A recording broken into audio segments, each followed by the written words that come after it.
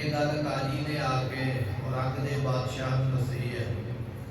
औरंगजेब ने उस वेले भाई मती दास नूं बुलाया, करामात विखाउण वास्ते आख्या। भाई मती दास जी कह लगे मेरे गुरु की आग्ञा नहीं है, जे गुरु की आग्ञा होती फिर तैनूं करामात विखा दिंदे। इस गल तो गुस्सा करके औरंगजेब ने काजी के कोलों आख्या कि इसनूं कोई कठिन फतवा पढ़िया जाए, कठिन सजा दी जाए। सजा दी गई है आरे दे नाल चीरन वास्ते। भाई मती दास जी साहिब गुरु तेग बहादुर पातशाह के कोल आए, आके कह लगे महाराज साहब जीओ, परचा बड़ा भारी कठिन है, पर मैं पूरा नंबर लैके इसको पास करना चाहता, आप जी कृपा करो। सतगुरा ने आख्या मती दास अपने मुख तो श्री जपजी साहब का पाठ करो, गुरु नानक साहब पातशाह तुहाडी सहायता करनगे। इस तरह होया। भाई मती दास जियां दे सीस दे उपर आरा रखिया, जपजी साहब की गुरबाणी का पाठ शुरू होया। भाई मती दास जी के शरीर को चीरिया गया, दो खंड हो गए, दो टोटे हो गए। कल आपां ये वचन भली भांत श्रवण किया कि उस वेले भाई मती दास की गुरबाणी जपजी साहब का पाठ संपूर्ण करके फिर अपने शरीर को शांत किया। इस तरह भाई मती दास की शहीदी हुई है। अगे बाकी गुरसिख किवें गुरबाणी करते वो बचन इतिहास आपां अज श्रवण करांगे। आओ मन के ध्यान में लगाइए, मिल के आखिए सतनाम श्री वाहिगुरु साहिब जी। वंदन करे उतम भावे, सतगुरां दे नाल हाले चार सिख होर कैद ने। जदों भाई मती दास नूं चीरिया गया, उस वेले भाई दयाला जी गुस्से विच बोल पै, कह लगे औरंगजेब बादशाह तू अज सिख नूं नहीं चीरिया, तू अपनी बादशाही चीर लई है। अज सिख नहीं चीरिया गया, अज तेरा राज भाग ते बाबर वालों जिहड़ियां तैनूं मिलियां, ये पुश्तैनी राज मिलिया ना पीढ़ी दर पीढ़ी, ये तेरा राज भी चीरिया गया है और तेरा खानदान तेरा परिवार भी चीरिया गया। अज तो बाद रह कुछ नहीं गया तेरे को।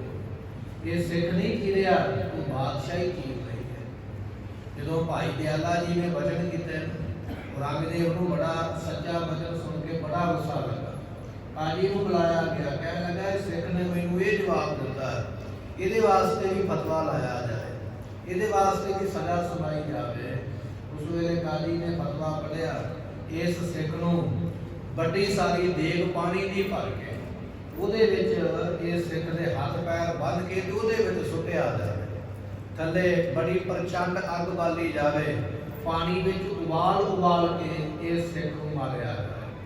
ਹੁਣ ਕਾਜੀ ਦਾ ਜਦੋਂ ਫਰਮਾਨ ਜਾਰੀ ਹੋਇਆ, ਉਸ ਵੇਲੇ ਦਾ ਕਾਜੀ ਜੱਜ ਹੈ, ਜਦੋਂ ਹੁਕਮ ਹੋਇਆ ਕਾਜੀ ਦਾ, ਕਹਿ ਲਗੇ ਦੇਗ ਤਿਆਰ ਕੀਤੀ ਗਈ, ਚੁੱਲ੍ਹਾ ਤਿਆਰ, ਲੋਹ ਤਿਆਰ ਕੀਤੀ ਗਈ, ਉਹਦੇ ਉੱਪਰ ਵੱਡੇ ਇੱਕ ਗਾਗਰ ਵੱਡਾ ਪਤੀਲਾ ਜਿਹਦੇ ਵਿੱਚ ਬੰਦਾ ਬੈਠ ਸਕੇ, ਵੱਡੀਆਂ ਵੱਡੀਆਂ ਦੇਗਾਂ ਹੁੰਦੀਆਂ ਸਨ ਪਹਿਲਾਂ ਚੌਲ ਬਣਾਉਣ ਵਾਲੀ, ਇਸ ਤਰ੍ਹਾਂ ਦੀ ਵੱਡੀ ਦੇਗ ਜਿਹੜੀ ਹੈ ਉਹਨੂੰ ਪਾਣੀ ਦੀ ਭਰ ਕੇ ਰੱਖਿਆ ਗਿਆ।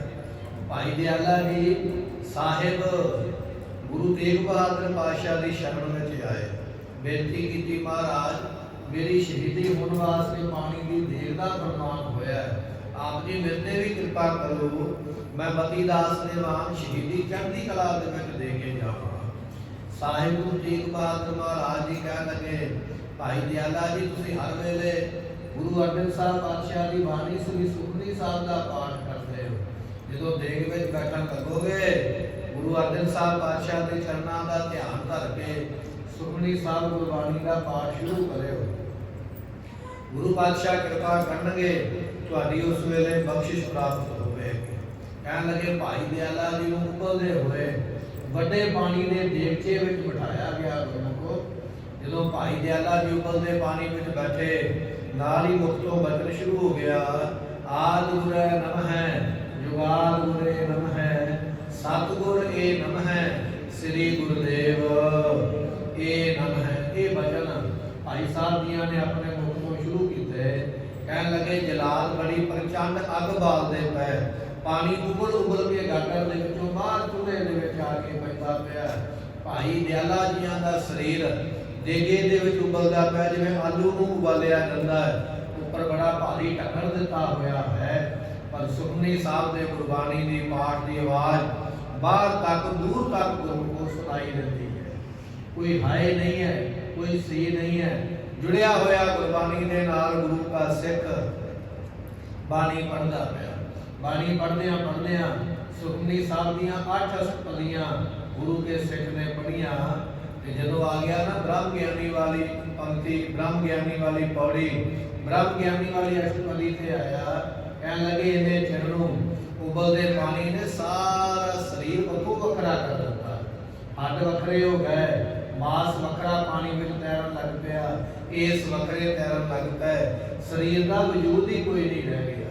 ਪਾਣੀ ਵਿੱਚ ਦੇਵਤੇ ਵਿੱਚ ਸਾਰਾ ਸਰੀਰ ਹੀ ਭੁੱਲ ਗਿਆ, ਨਹੀਂ ਪਤਾ ਲੱਗਦਾ ਸਰੀਰ ਦਾ, ਨਾ ਹੀ ਪਿੰਜਰ ਰਹਿ ਗਿਆ, ਪਿੰਜਰਾ ਵੀ ਸਾਰਾ ਪਾਣੀ ਵਿੱਚ ਟੁੱਟ ਗਿਆ। ਤੇ ਕਹਿਣ ਲੱਗੇ ਪਰ ਸਿੱਖ ਦੇ ਮੁਖੋਂ ਸ੍ਰੀ ਸੁਖਮਨੀ ਸਾਹਿਬ ਦਾ ਹੋਇਆ ਪਾਠ ਸ਼ੁਰੂ, ਪਰ ਉਸ ਪਾਠ ਨੂੰ ਕੋਈ ਨਹੀਂ ਬੰਦ ਕਰ ਸਕਿਆ। ਭਾਈ ਦਿਆਲਾ ਜੀ ਦੀ ਸ਼ਹੀਦੀ ਕੁਰਬਾਨੀ ਨੂੰ ਯਾਦ ਕਰਕੇ ਇੱਕ ਵਾਰੀ ਆਖੀਏ ਸਤਿਨਾਮ ਸ੍ਰੀ ਵਾਹਿਗੁਰੂ। ਅਸੀਂ ਆਮ ਹੀ ਬਚਨ ਕਰ ਦਿੰਦੇ, ਮੈਂ ਬਾਣੀ ਪੜ੍ਹਦਾ, ਮੈਂ ਬਾਣੀ ਸੁਣਦਾ ਹਾਂ, ਮੇਰੇ ਤੇ ਕਸ਼ਟ, ਮੇਰੇ ਤੇ ਦੁੱਖ ਦੂਰ ਨਹੀਂ ਹੋਏ। ਪਰ ਭਾਈ ਦਿਆਲਾ ਜੀ ਬਾਣੀ ਪੜ੍ਹਦੇ ਪਏ, ਗੁਰਮੁਖੋ ਪਾਣੀ ਦੇ ਉਬਲਦੇ ਦੇਗਚੇ ਵਿੱਚ ਬੈਠੇ ਹੋਏ, ਬ੍ਰਹਮ ਗਿਆਨੀ ਵਾਲੀ ਅਸ਼ਟਪਦੀ ਪੜ੍ਹਦੇ ਪਏ, ਸਾਰੇ ਸਰੀਰ ਦਾ ਮਾਸ, ਹੱਡ, ਚਮ ਜੋ ਵੀ ਹੈ ਪਾਣੀ ਵਿੱਚ ਭੁੱਲ ਗਿਆ, ਸਰੀਰ ਰਹਿ ਹੀ ਨਹੀਂ ਗਿਆ। ਪਰ ਸੁਖਮਨੀ ਸਾਹਿਬ ਦਾ ਪਾਠ ਬੰਦ ਨਹੀਂ ਹੋਇਆ। ਉਬਲਦੇ ਹੋਏ ਪਾਣੀ ਵਿੱਚੋਂ, ਦੇਗਚੇ ਵਿੱਚੋਂ ਹੁਣ ਇੱਕ ਨਹੀਂ ਕਈ ਆਵਾਜ਼ਾਂ ਆਉਣ ਲੱਗ ਪਈਆਂ। ਪਹਿਲਾਂ ਤੇ ਇੱਕ ਭਾਈ ਦਿਆਲਾ ਹੀ ਬਾਣੀ ਪੜ੍ਹਦਾ ਸੀ, ਹੁਣ ਸਾਰੇ ਸਰੀਰ ਦੇ ਰੋਮ ਰੋਮ ਦੇ ਵਿੱਚੋਂ ਕਹਿਣ ਲੱਗੇ ਦੇਗਚੇ ਵਿੱਚੋਂ ਇਸ ਤਰ੍ਹਾਂ ਆਵਾਜ਼ ਆਉਂਦੀ ਹੈ ਜਿਵੇਂ ਕਿਸੇ ਵੱਡੇ ਹਾਲ ਦੇ ਵਿੱਚ ਬਹੁਤੇ ਲੋਕ ਬੈਠੇ ਹੋਣ ਤੇ ਬਹੁਤੇ ਲੋਕ ਇਕੱਠੇ ਮਿਲ ਕੇ ਜਿਵੇਂ ਬਾਣੀ ਪੜ੍ਹਦੇ ਹੋਣ, ਇਸੇ ਤਰ੍ਹਾਂ ਆਵਾਜ਼ ਆਉਂਦੀ ਪਈ ਹੈ। ਬਾਣੀ ਪੜ੍ਹਦਿਆਂ ਪੜ੍ਹਦਿਆਂ ਇਹੋ ਨਿਧਾਨ ਜਪੈ ਮਨ ਕੋਏ, ਸਭ ਜੁਗ ਮੈਂ ਤਾਂ ਕੀ ਗੱਲ ਹੋਏ, ਇਹ ਬਚਨ ਆਪਣੇ ਮੁਖ ਤੋਂ ਪੜ੍ਹਦੇ ਪਏ। ਤੇ ਫਿਰ ਬਚਨ ਉਹਨਾਂ ਨੇ ਪੜ੍ਹ ਦਿੱਤਾ। ਸੁਖਮਨੀ ਸਾਹਿਬ ਨੂੰ ਪੜ੍ਹਦਿਆਂ ਹੋਇਆਂ ਕਹਿਣ ਲੱਗੇ ਭਾਈ ਇਹ ਸੁਖਮਨੀ ਸਾਹਿਬ ਦੀ ਬਾਣੀ ਅਸੀਂ ਕਮਾਈ ਹੈ ਜੀਵਨ ਵਿੱਚ। ਨਾਨਕ ਇਹ ਗੁਰਨਾਮ ਸੁਖਮਨੀ ਕਹਿ ਕੇ ਫਿਰ ਆਪਣੇ ਸਰੀਰ ਨੂੰ ਸ਼ਾਂਤ ਕੀਤਾ। ਇਸ ਤਰ੍ਹਾਂ ਗੁਰੂ ਭਾਈ ਦਿਆਲਾ ਜੀਆਂ ਦੀ ਸ਼ਹੀਦੀ ਜਿਹੜੀ ਹੈ ਨਾ, ਚਾਂਦਨੀ ਚੌਂਕ ਦਿੱਲੀ ਵਿਖੇ ਆਈ ਤੁਸੀਂ ਜਾਂਦੇ ਹੋ, ਸੀਸਗੰਜ ਗੁਰਦੁਆਰਾ ਸਾਹਿਬ ਦੇ ਦਰਸ਼ਨ ਕਰਦੇ ਹੋ, ਜਿਹੜਾ ਸਾਹਮਣੇ ਚੌਂਕ ਬਣਿਆ ਉੱਥੇ ਭਾਈ ਮਤੀ ਦਾਸ ਦੀ, ਫਿਰ ਉੱਥੇ ਭਾਈ ਦਿਆਲਾ ਜੀਆਂ ਦੀ ਸ਼ਹੀਦੀ ਹੋਈ। ਇਸ ਤੋਂ ਅੱਗੇ ਫਿਰ ਭਾਈ ਸਤੀ ਦਾਸ ਜੀ ਦਾ ਨੰਬਰ ਆ ਗਿਆ। ਭਾਈ ਸਤੀ ਦਾਸ ਨੂੰ ਉਸ ਵੇਲੇ ਬੁਲਾਇਆ ਗਿਆ, ਆਖਿਆ ਗਿਆ ਹੁਣ ਤੁਸੀਂ ਕਰਾਮਾਤ ਦਿਖਾਓ। ਭਾਈ ਸਤੀ ਦਾਸ ਜੀ ਕਹਿਣ ਲੱਗੇ ਕਰਾਮਾਤ ਕਹਿਣ ਦਾ ਨਾਮ ਹੈ, ਸਾਨੂੰ ਸਾਡੇ ਗੁਰੂ ਵੱਲੋਂ ਮਨਾਈ ਕੀਤੀ ਗਈ ਹੈ, ਅਸੀਂ ਕਰਾਮਾਤ ਨਹੀਂ ਵਿਖਾਵਾਂਗੇ।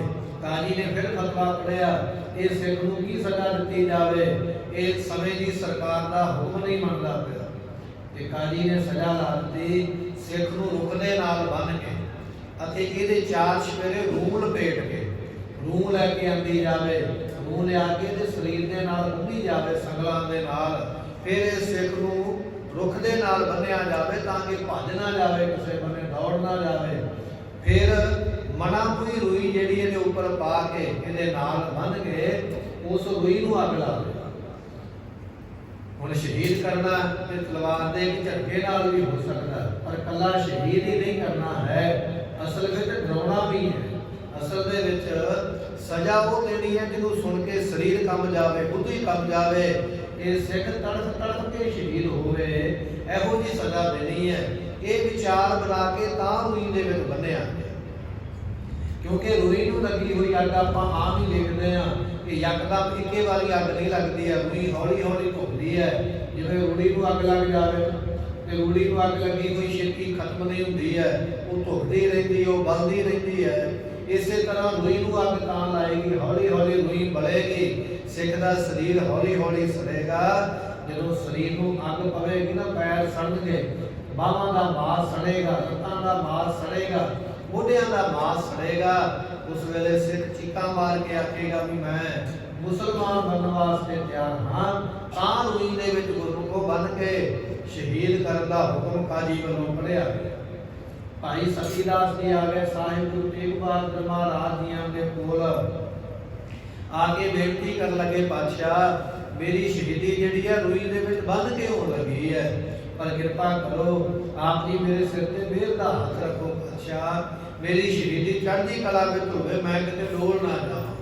ਇਹੋ जी कुर्बानी करने वाले गुरु के सिख जदों बड़ी भावना नाल सतगुरां नूं ਇਹ ਬੇਨਤੀ ਕੀਤੀ, महाराज गुरु तेग बहादुर पातशाह कहण लगे सतीदास जी अपने मुख तो गुरु नानक साहब पातशाह की बाणी उसनूं पढ़िओ, जिसनूं आख्या जाता मूल मंत्र आखो मिल के एक ओंकार सतनाम करता पुरख निर्भौ निर्वैर अकाल मूरत अयुनी सह भानु गुर प्रसाद जप आद सच जुगाद सच है भी सच नानक होसी भी सच। ये बचन साहिब जी तेग बहादुर पातशाह के मुखों निकले। कहने लगे सतीदास तू इस बाणी का पाठ करते रहना, मूल मंत्र पढ़ता रही, गुरु नानक साहब पातशाह तेरे ते कृपा करनगे, तेरी शहीदी चढ़दी कला विच प्राप्त होवे। गुरमुखो वो दिन आ गया जिस दिन भाई सतीदास को शहीद करना, रुख दे नाल बन के बहुत सारी रुई बाजार विचों मंगा के भाई सतीदास के चार चफेरे लपेट दी गई, संगलां दे नाल चार चफेरे बन्निया गया, किते ये रुई नूं परे ना कर देवे, भज ना जावे, रुख दे नाल बन दिता। जदों रुई नूं अग लाई है, भाई सतीदास ने मुखों गुरु तेग बहादुर पातशाह का उपदेश, गुरु नानक साहब पातशाह की बाणी, जिसनूं आपां मूल मंत्र आखदे हां, सिख अपने मुख तो जपण लग पिया, जपदा पिया बड़ी निर्भयता दे नाल, बड़ी निडरता दे नाल, बड़े हौसले दे नाल। अग बलदी है, रूह सड़दी है, रूह सड़न दे नाल नाल शरीर भी सड़दा पिया है, पर सिख दे मुखों हाय नहीं सी नहीं ताती वाव न लगई, पार ब्रह्म सरनाई चौगिरद हमारे रामकार दुख लगे ना भाई सतगुरु एडा समर्थ है, सिख नूं इन्ना ताकतवर अंदरों कर दिंदा है, बाहरों भावें हज़ारां दुख भी आके पै जाण, अंदरों ताकत इन्नी हो जाती है कि वो दुख जिहड़ा दुख हो के लगदा ही नहीं, दुख दारू बन जाता उन्होंने सिखां दे वास्ते। सतगुरां दा बचन मूल मंत्र का पाठ करते पे भाई सतीदास जी रूई दे नाल नाल शरीर सड़दा है, सड़दियां सड़दियां कहण लगे शरीर एक स्वाह दी कहण लगे मुठ बन गया, एक स्वाह दा निक्का जिहा ढेर रह गया, रूई भी सड़ गई है। भाई सतीदास का सारा शरीर इस अग दे विच रूई दे विच संस्कारिया गया, पर उसे तरह जिवें पहली बारी मुखों मूँह तो मूल मंत्र का जाप निकलिया, जिन्ना चिर गुरमुखो शरीर सुआह नहीं ना हो गया, सुआह की मुठ नहीं बन गई, जिन्ना चिर वो अग बलदी रही, जिन्ना चिर रूई सड़ती रही, जिन्ना चिर शरीर सड़ता रहा, भाई साहब जी अपने मुख तो उसे तरह निरंतर मूल मंत्र का जाप करते हैं। ऐसे गुरसिखां की कुर्बानी को याद करके आखिए सतनाम श्री वाहिगुरू के दाता ने जो गुरु तेग बहादुर पातशाह ने बताइयां, ये करामातां दी ते होर की ने, ये बख्शिशां की ते फिर होर की ने, ऐसियां बख्शिशां करके चढ़दी कला दी शहीदी इन्हां तिन्नां गुरसिखां दी होई है। इहदे तो बाद विच दो सिख महाराज दे कोल होर ने, विद्वानां ने उन्हां दे नाम लिखे ने, भाई उदय सिंह ते भाई साहिब सिंह। सो ये सिख हाले महाराज दे नाल ने, ते उन्हां दी शहीदी किवें हुंदी है या महाराज उन्हां नूं की बचन बख्शिश करदे वो फरमाउंदे हन। पैरू खरे शास्त्र करता इन्हां सिखां दे पैरां दे विच संगल, हत्थां विच हथकड़ियां लगियां होईयां, बधे होए। इन्हां सिखां ने भी बेनती कीती महाराज सानू भी हुकम दिओ, साडे ते भी कृपा करो, असीं भी शहीदी पाउणी चाहुंदे हां।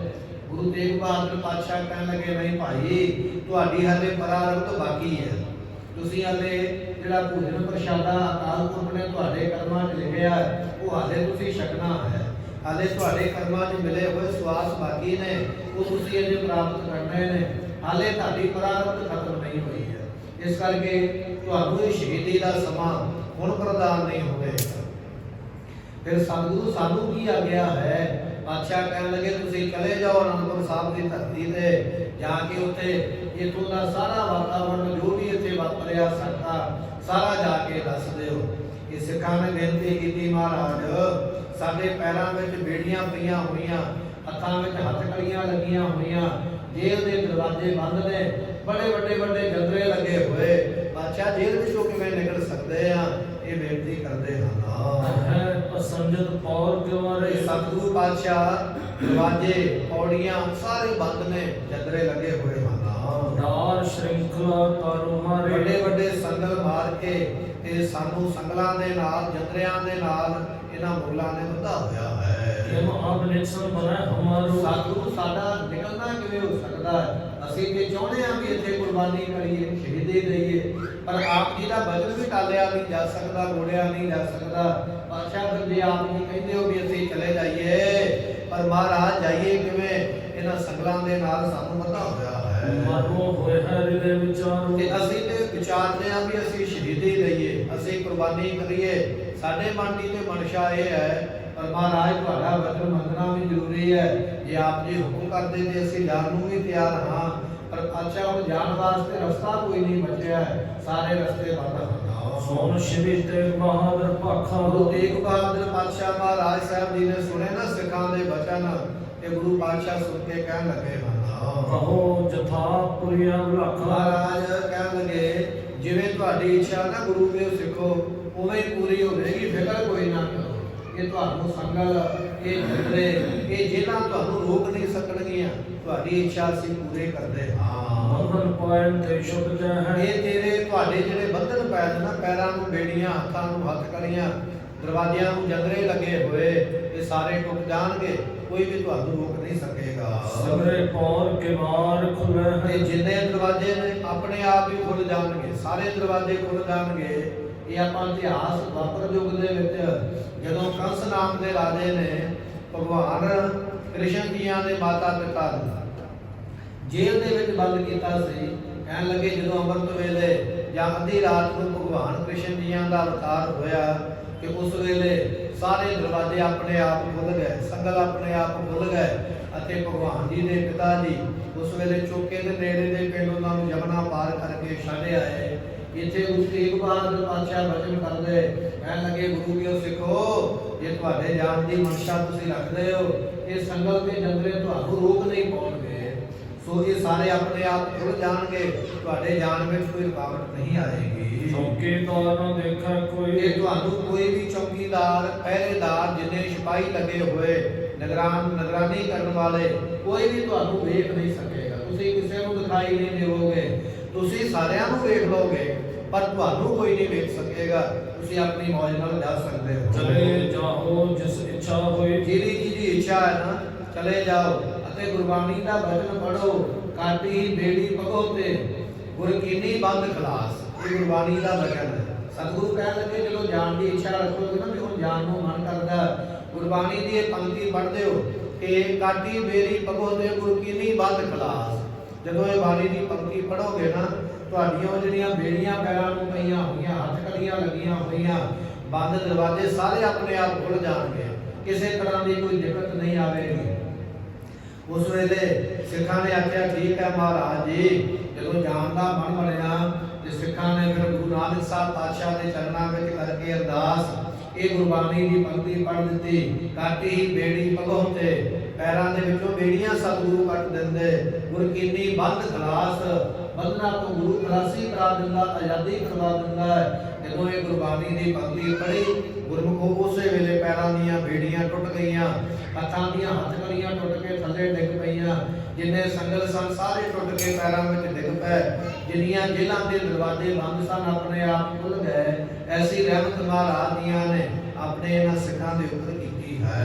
ਬਦਨ ਤੇ ਨਿਕਸੇ ਬੈਨ ਸਤਿਗੁਰਾਂ ਦੇ ਬਚਨ ਜਿਹੜੇ ਗੁਰਬਾਣੀ ਵਿੱਚ ਲਿਖੇ ਹੋਏ ਜੁਗੋ ਜੁਗੇ ਅਟਲ ਨੇ। ਜਦੋਂ ਇਹ ਬਚਨ ਸਿੱਖਾਂ ਨੇ ਆਪਣੇ ਮੁਖ ਤੋਂ ਗਾਏ, ਆਪਣੇ ਮੁਖ ਤੋਂ ਕਹੇ, ਇਹ ਕਹਿਣ ਲੱਗੇ ਉਸ ਵੇਲੇ ਇਹ ਸਭ ਕੁਝ ਉਸ ਵੇਲੇ ਪ੍ਰਾਪਤ ਹੋਇਆ ਹੈ। ਵੇਖਿਓ ਤਿਨੋਂ ਪਗ ਬੰਧਨ ਹੈ ਉਸ ਵੇਲੇ ਸਿੱਖਾਂ ਨੇ ਵੇਖਿਆ ਇਹ ਕੀ ਬਣਿਆ ਹੈ। ਇੰਨੇ ਮੋਟੇ ਸੰਗਲ ਜਿਨ੍ਹਾਂ ਨਾਲ ਹਾਥੀ ਵੀ ਬੰਨ੍ਹ ਕੇ ਖਿਲਾਰਿਆ ਜਾ ਸਕਦਾ ਹੈ, ਉਹ ਸੰਗਲ ਬਿਨਾਂ ਤੋੜਨ ਤੋਂ ਆਪਣੇ ਆਪ ਟੁੱਟ ਗਏ। ਵੱਡੀਆਂ ਮੋਟੇ ਲੋਹੇ ਦੀਆਂ ਬੜੀਆਂ ਬੇੜੀਆਂ ਆਪਣੇ ਆਪ ਟੁੱਟ ਕੇ ਪੈਰਾਂ ਵਿੱਚ ਡਿੱਗ ਪਈਆਂ।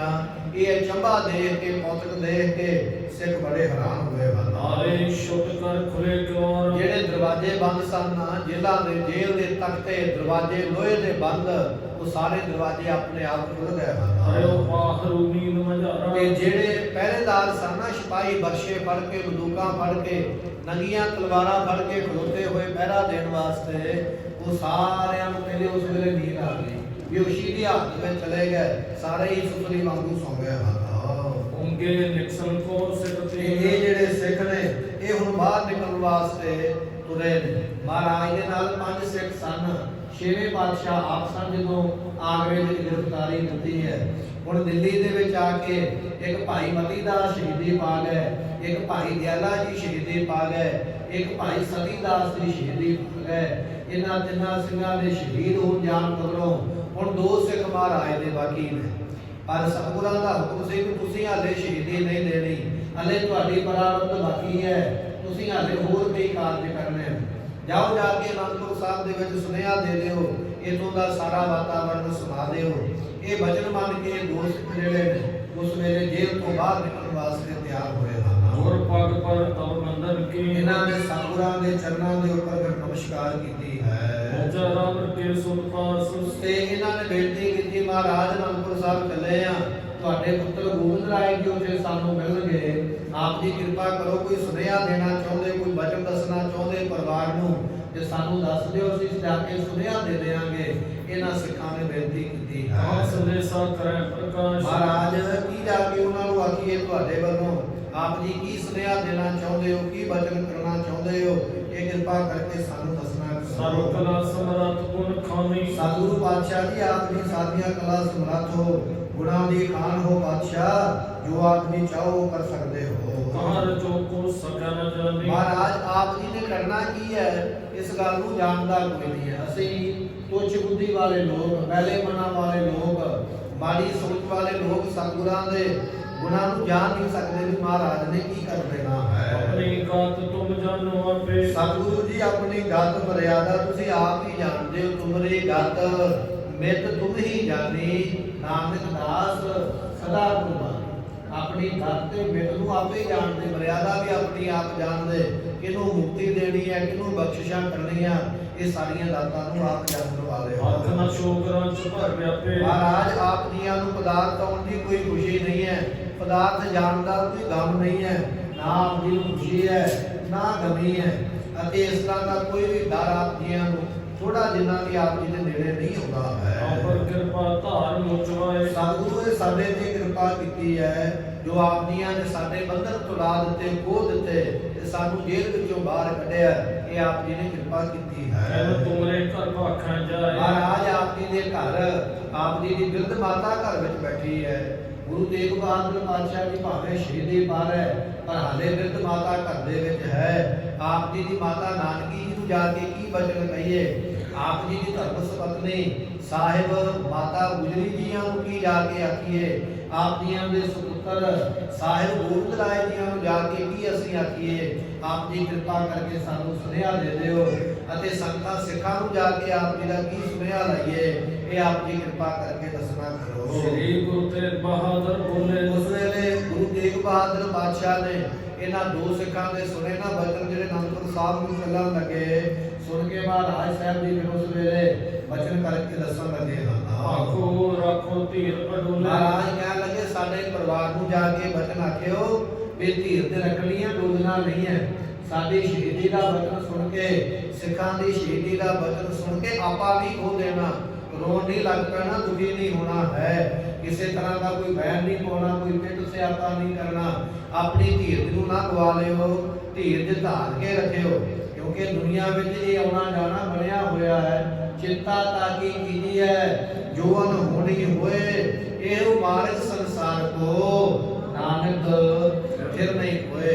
ਇਹ ਗੁਰਬਾਣੀ ਦੇ ਵਿੱਚ ਸ਼ਲੋਕ ਆਉਂਦਾ ਨਾਵੇਂ ਮਹੱਲੇ ਦੇ ਅੰਦਰ। ਇਹ ਸ਼ਲੋਕ ਗੁਰੂ ਤੇਗ ਬਹਾਦਰ ਪਾਤਸ਼ਾਹ ਜੀਆਂ ਨੇ ਆਪਣੀ ਮਾਤਾ ਨਾਨਕੀ ਸਾਹਿਬ ਜੀਆਂ ਨੂੰ ਉਪਦੇਸ਼ ਦਿੰਦਿਆਂ ਇਹ ਸ਼ਲੋਕ ਬੋਲਿਆ ਸੀ, ਲਿਖਿਆ ਸੀ। ਮਾਤਾ ਜੀ, ਚਿੰਤਾ ਤਾਂ ਕੀ ਕੀਤੀ ਹੈ, ਉਸ ਗੱਲ ਦੀ ਚਿੰਤਾ ਕਰੀਏ ਜੋ ਅਨਹੋਣੀ ਹੋਏ। ਜਿਹੜੀ ਗੱਲ ਦੁਨੀਆ ਨਾਲ ਨਹੀਂ ਹੋਈ, ਕਦੀ ਮੇਰੇ ਨਾਲ ਹੋਈ ਹੈ, ਫਿਰ ਤੇ ਮੈਂ ਚਿੰਤਾ ਕਰਾਂ ਵੀ ਦੁਨੀਆ ਨਾਲ ਇਹ ਕੰਮ ਨਹੀਂ ਹੋਇਆ, ਮੈਂ ਪਹਿਲਾ ਬੰਦਾ ਜਿਹਦੇ ਨਾਲ ਹੋਇਆ। ਪਰ ਜਦੋਂ ਇਹ ਸੰਸਾਰ ਦਾ ਰਾਹ ਹੀ ਇਹੋ ਜਿਹਾ, ਜਿਹੜਾ ਜਨਮ ਲੈ ਕੇ ਆਇਆ ਉਹਨੇ ਮਰ ਕੇ ਜਾਣਾ ਹੈ, ਇਹੋ ਮਾਰਗ ਸੰਸਾਰ ਕੋ ਨਾਨਕ ਫਿਰ ਨਹੀਂ ਕੋਏ।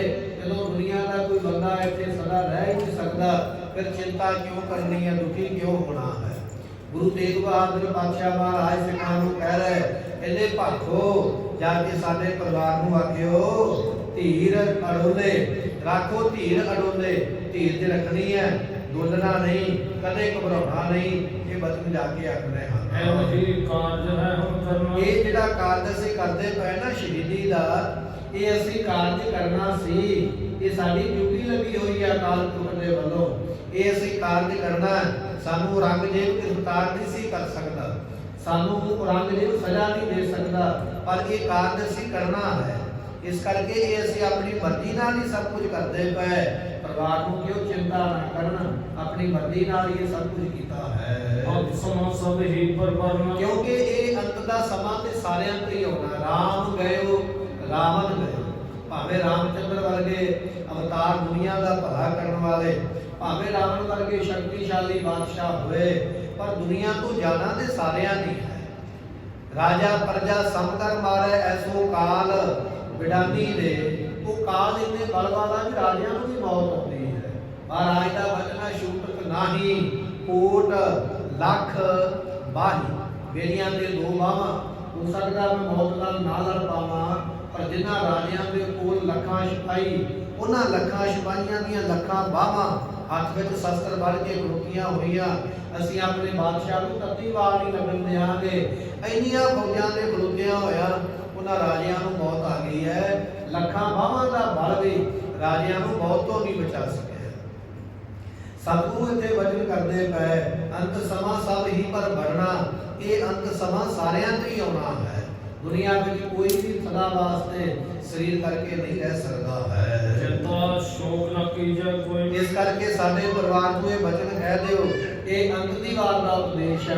ਗੁਰੂ ਤੇਗ ਬਹਾਦਰ ਪਾਤਸ਼ਾਹ ਜੀ ਦਾ ਆਪਣੇ ਪਰਿਵਾਰ ਨੂੰ, ਇਹ ਸਾਡੇ ਪਰਿਵਾਰ ਨੂੰ ਆਖਿਓ ਚਿੰਤਾ ਨਾ ਕਰਨ, ਫਿਕਰ ਨਾ ਕਰਨ ਕਿਸੇ ਗੱਲ ਦੀ ਵੀ ਸਾਡੀ ਸ਼ਹੀਦੀ ਹੋ ਗਈ ਹੈ ਤੇ ਸਭ ਕੁਝ ਖਤਮ ਹੋ ਗਿਆ। ਨਹੀਂ, ਚਿੰਤਾ ਨਹੀਂ ਕਰਨੀ। ਦੂਜਾ ਬਚਨ ਇਹ ਹੈ ਸ਼ੋਕ। ਸ਼ੋਕ ਤੋਂ ਭਾਵ ਹੈ ਦੁਖੀ ਹੋਣਾ। ਦੁਖੀ ਵੀ ਨਹੀਂ ਹੋਣਾ ਹੈ, ਨਾ ਦੁਖੀ ਹੋਣਾ ਨਾ ਚਿੰਤਾ ਕਰਨੀ ਹੈ। ਇਹ ਅਕਾਲ ਪੁਰਖ ਦਾ ਹੁਕਮ ਹੈ ਜੋ ਅਸੀਂ ਵਜਾਉਂਦੇ ਪਏ ਹਾਂ। ਅਸੀਂ ਇਹ ਸ਼ਹੀਦੀ ਕਿਉਂ ਦਿੰਦੇ ਪਏ ਹਾਂ? ਕਿਉਂਕਿ ਔਰੰਗਜ਼ੇਬ ਨੂੰ ਅਸੀਂ ਝੂਠਾ ਕਰਕੇ ਦੁਨੀਆ ਦੇ ਸਾਹਮਣੇ ਲੈ ਕੇ ਆਉਣਾ, ਦੁਨੀਆ ਨੂੰ ਵਿਖਾਉਣਾ ਵੀ ਇਹ ਝੂਠਾ ਬਾਦਸ਼ਾਹ ਹੈ, ਇਹ ਕੂੜਾ ਬਾਦਸ਼ਾਹ ਹੈ, ਇਹ ਪਾਪੀ ਬਾਦਸ਼ਾਹ ਹੈ। ਇਹ ਦੁਨੀਆ ਨੂੰ ਵਿਖਾਉਣ ਵਾਸਤੇ ਅਸੀਂ ਕੁਰਬਾਨੀ ਕਰਦੇ ਪਏ।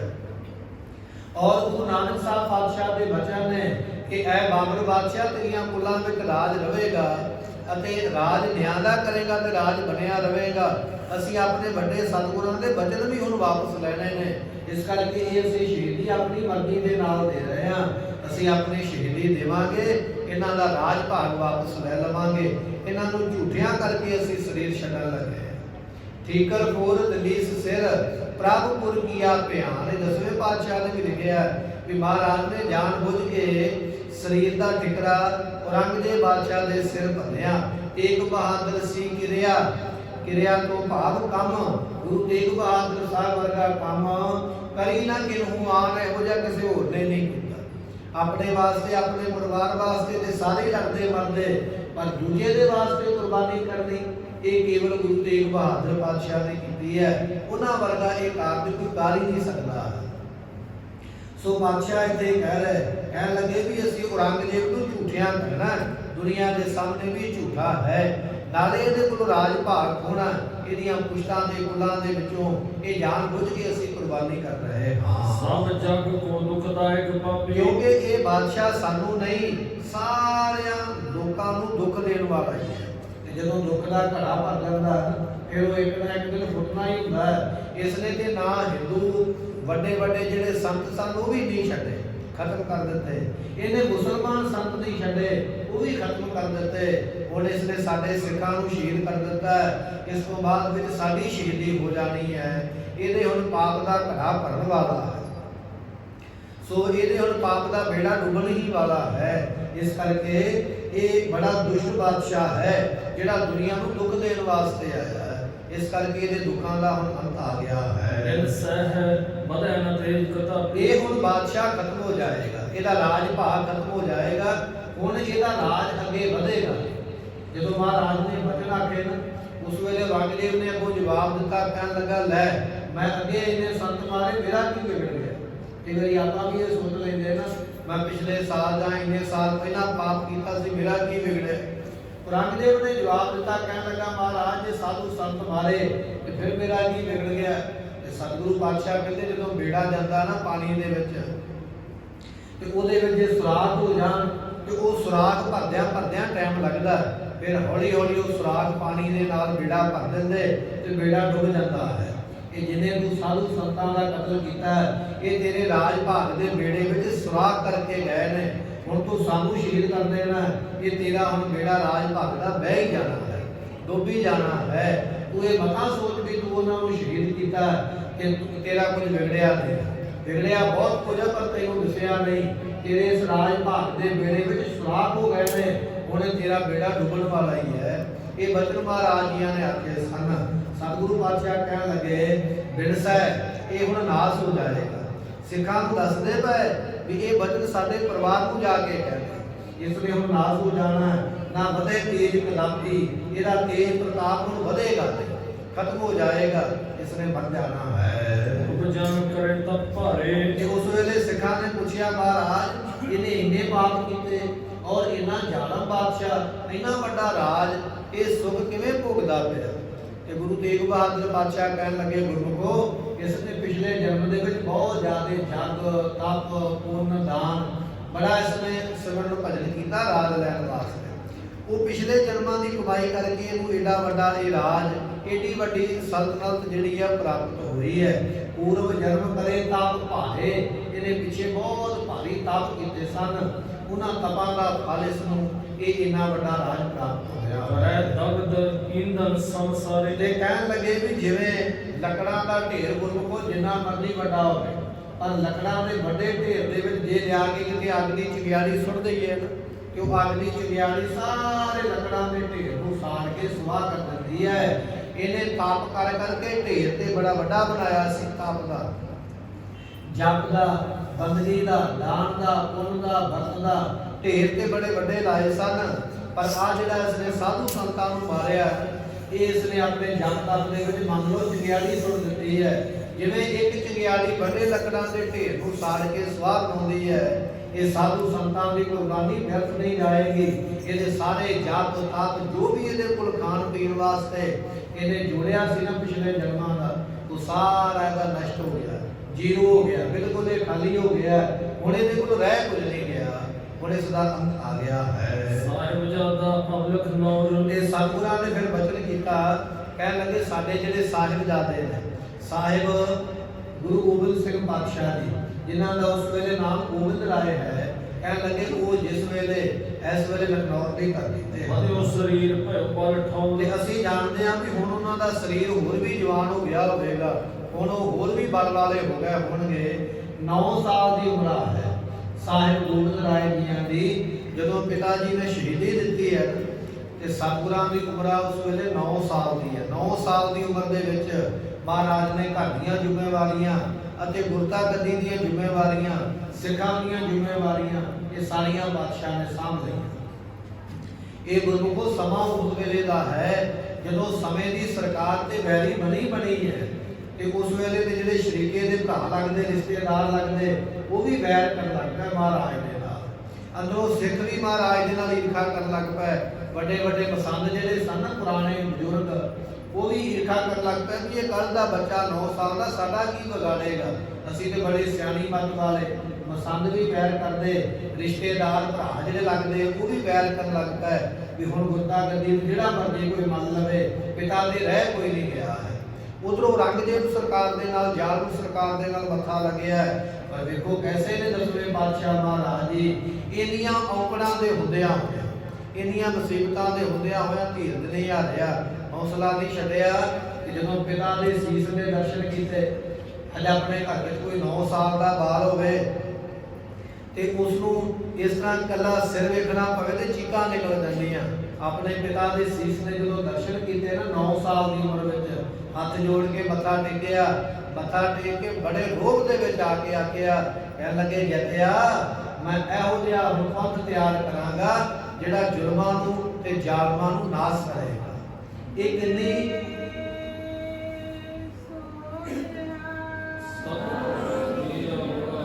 ਕਿੰਨੀ ਨਿਡਰਤਾ ਹੈ, ਕਿੰਨੀ ਨਿਰਭੈਤਾ ਹੈ ਕਿ ਸਾਰੇ ਲੋਕ ਇੱਕ ਵਾਰੀ ਮੰਨ ਲਓ ਵੀ ਵੈਰੀ ਬਣ ਜਾਣ। ਉਸ ਵੇਲੇ ਬਚਨ ਮੁਖੋਂ ਨਿਕਲੇ ਵੀ ਅਸੀਂ ਇਹੋ ਜਿਹੇ ਆਪਣੇ ਸਿੱਖ ਤਿਆਰ ਕਰਾਂਗੇ ਜਿਹੜੇ ਜ਼ੁਲਮਾਂ ਨੂੰ ਜਾਂ ਜ਼ਾਲਮਾਂ ਨੂੰ ਲੋਹੇ ਦੇ ਚਲੇ ਚਬਾ ਦੇਣਗੇ। ਐਸੀ ਨਿਡਰਤਾ ਕੇਵਲ 10ਵੇਂ ਪਾਤਸ਼ਾਹ ਵਿੱਚ ਹੋ ਸਕਦੀ ਹੈ, ਜਿਹੜੇ 9 ਸਾਲ ਦੀ ਉਮਰ ਦੇ ਵਿੱਚ ਪਿਤਾ ਦਾ ਸੀਸ ਵੇਖ ਕੇ ਨਹੀਂ ਡੋਲੇ ਤੇ ਫਿਰ ਜਦੋਂ ਚਮਕੌਰ ਦੀ ਜੰਗ ਹੁੰਦੀ ਪਈ ਆ ਆਪਣੇ ਪੁੱਤਰਾਂ ਨੂੰ ਸ਼ਹੀਦ ਵੇਖ ਕੇ ਬਾਬਾ ਅਜੀਤ ਸਿੰਘ ਤੇ ਬਾਬਾ ਜੁਝਾਰ ਸਿੰਘ ਵਰਗਿਆਂ ਨੂੰ ਵੇਖ ਕੇ ਕਿਵੇਂ ਡੋਲ ਜਾਣਗੇ? ਭਾਈ ਨਹੀਂ ਡੋਲ ਸਕਦੇ। ਐਸਾ ਹਿਰਦਾ, ਐਸੀ ਉਹਨਾਂ ਵਿੱਚ ਨਿਡਰਤਾ ਹੈ। ਸੋ ਸਤਿਗੁਰੂ ਇੱਥੇ ਕਹਿਣ ਲੱਗੇ ਕਿ ਸਾਡੇ ਪੁੱਤਰ ਦਾ ਹੁਣ ਸਰੀਰ ਕਾਫੀ ਜਵਾਨ ਹੋ ਗਿਆ ਹੋਵੇਗਾ, ਹੁਣ ਸਮਝ ਰੱਖਣ ਵਾਲੇ ਹੋ ਗਏ ਨੇ। ਇਸ ਵੇਲੇ ਉਹਨਾਂ ਦੀ 9 ਸਾਲ ਦੀ ਉਮਰ ਹੈ। ਸਾਡੇ ਪੁੱਤਰ ਨੂੰ ਆਖਿਓ ਵੀ ਫਿਕਰ ਨਾ ਕਰਨ ਅਤੇ ਆਪਣਾ ਜਿਹੜਾ ਅਨੰਦਪੁਰ ਸਾਹਿਬ ਅਸੀਂ ਵਸਾ ਕੇ ਆਏ ਆ ਇਹਦੀ ਸੰਭਾਲ ਕਰਨੀ ਹੈ। ਜਿਹੜੀਆਂ ਸੰਗਤਾਂ ਅਸੀਂ ਉੱਥੇ ਵਸਾ ਕੇ ਆਏ ਆ ਇਹਨਾਂ ਸੰਗਤਾਂ ਦੀ ਵੀ ਸੰਭਾਲ ਕਰਨੀ ਹੈ, ਸੰਗਤਾਂ ਨੂੰ ਨਾਲ ਲੈ ਕੇ ਚੱਲਣਾ ਹੈ, ਸਾਰਿਆਂ ਨੂੰ ਤੁਸੀਂ ਆਸਰਾ ਦੇਣਾ ਹੈ। ਇਹ ਸਾਡੇ ਪੁੱਤਰ ਨੂੰ ਜਾ ਕੇ ਕਹਿਣਾ ਕਰੋ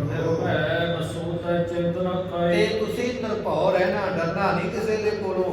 ਇਹ ਮਤਾਂ ਸੋਚਿਓ ਵੀ ਔਰੰਗਜ਼ੇਬ ਨੇ ਸਾਨੂੰ ਸ਼ਹੀਦ ਕਰ ਦਿੱਤਾ ਹੈ ਅਤੇ ਤੁਹਾਨੂੰ ਵੀ ਉਹ ਦੁੱਖ ਦੇਵੇਗਾ। ਨਹੀਂ, ਤੁਸੀਂ ਨਿਰਭਉ ਹੋ ਕੇ ਆਪਣੀ ਜਵਾਨੀ ਨੂੰ ਮਾਣੋ, ਆਪਣੇ ਸਰੀਰ ਨੂੰ ਤਗੜਾ ਕਰੋ ਅਤੇ ਨਿਰਭਉ ਰਹਿਣਾ ਹੈ। ਕਦੇ ਵੀ ਆਪਣੇ ਮਨ ਦੇ ਵਿੱਚ ਚਿੰਤਾ ਨਹੀਂ ਕਰਨੀ ਹੈ, ਡਰਨਾ ਕਦੇ ਨਹੀਂ। ਇਹ ਨਵੇਂ ਪਾਤਸ਼ਾਹ ਮਹਾਰਾਜ ਜੀ ਬਚਨ ਜਿਹੜੇ ਨੇ ਉਹ ਜਿਹੜੇ ਸਿੱਖ ਜਾਣ ਲੱਗੇ ਅਨੰਦਪੁਰ ਸਾਹਿਬ ਨੂੰ ਦੋ ਉਹਨਾਂ ਦੇ ਨਾਲ ਕਰਦੇ ਹਨ। ਅਨੰਦਪੁਰ ਅਧਿਕ ਵਸਾਓ ਅਤੇ ਅਨੰਦਪੁਰ ਸਾਹਿਬ ਨੂੰ ਹੋਰ ਵਸਾਓ, ਹੋਰ ਵਧਾਓ, ਹੋਰ ਸਿੱਖਾਂ ਨੂੰ ਇੱਥੇ ਲਿਆ ਕੇ ਵਸਾਉਣਾ ਕਰੋ। ਹੇਠਾਂ ਚਲੇ ਜਾਓ ਤੇ ਹੁਣ ਸਾਡਾ ਬਚਨ ਮੰਨ ਕੇ ਕਿ ਤੁਸੀਂ ਹੁਣ ਇਸ ਜਗ੍ਹਾ ਤੋਂ ਚੱਲ ਕੇ ਸੋ ਲਖਨਊ ਤੋਂ ਚੱਲ ਕੇ ਹੁਣ ਅਨੰਦਪੁਰ ਸਾਹਿਬ ਨੂੰ ਚਲੇ ਜਾਓ। ਇਹ ਸਾਡਾ ਜਾ ਕੇ ਬਚਨ ਤੁਸੀਂ ਉਹਨਾਂ ਨੂੰ ਕਹਿਣਾ ਹੈ। ਸੋ ਗੁਰੂ ਤੇਗ ਬਹਾਦਰ ਪਾਤਸ਼ਾਹ ਮਹਾਰਾਜ ਜੀ ਹੋਰ ਕਿਹੜੇ ਕਿਹੜੇ ਬਚਨ ਇਹਨਾਂ ਦੋ ਸਿੱਖਾਂ ਨੂੰ ਕਹਿਣਗੇ ਔਰ ਇਹ ਦੋ ਸਿੱਖ ਕਿਵੇਂ ਨਿਕਲਦੇ ਜੇਲ੍ਹ ਵਿੱਚੋਂ, ਕਿਵੇਂ ਚੱਲ ਕੇ ਅਨੰਦਪੁਰ ਸਾਹਿਬ ਨੂੰ ਜਾਂਦੇ, ਗੁਰੂ ਪਾਤਸ਼ਾਹ ਨੂੰ ਕਿਵੇਂ ਮਿਲਦੇ, ਕਿਹੜੇ ਕਿਹੜੇ ਬਚਨ ਮਹਾਰਾਜ ਦੇ ਜਾ ਕੇ ਦੱਸਣਗੇ ਔਰ ਗੁਰੂ ਪਾਤਸ਼ਾਹ ਕੀ ਕਲਾ ਵਰਤਾਉਂਦੇ ਨੇ। ਇਹ ਬਚਨ ਆਪਾਂ ਕੱਲ ਦੇ ਦੀਵਾਨ ਵਿੱਚ ਸਰਵਣ ਕਰਾਂਗੇ। ਸਮੇਂ ਦੀ ਸਮਾਪਤੀ, ਭੁੱਲਾਂ ਦੀ ਮੁਆਫੀ, ਬਚਨ ਗੁਰੂ ਕਾ ਜਾਣ ਕੇ ਹਿਰਦੇ ਵਸੇ। ਆਪ ਸੰਗਤਾਂ ਨੇ ਕੱਲ ਨੂੰ ਸਮੇਂ ਸਿਰ ਪਹੁੰਚ ਕੇ ਇਹ ਬਚਨ ਜਿਹੜੇ ਨੇ ਇਤਿਹਾਸ ਦੇ ਬੜੇ ਬਹੁਮੁੱਲੇ ਜਿਹੜੇ ਸਾਨੂੰ ਕਿਤੇ ਵੀ ਪ੍ਰਾਪਤ ਨਹੀਂ ਹੋ ਰਹੇ, ਇਹ ਸਾਨੂੰ ਪ੍ਰਾਪਤ ਹੋ ਕੇ ਗੁਰੂ ਕਿਰਪਾ ਨਾਲ ਇਹਨਾਂ ਨੂੰ ਆਪਾਂ ਸਰਵਣ ਕਰਕੇ ਲਾਭ ਪ੍ਰਾਪਤ ਕਰਾਂਗੇ। ਲਿਖੈ ਕਤੈ ਨ ਛੁਪੀਐ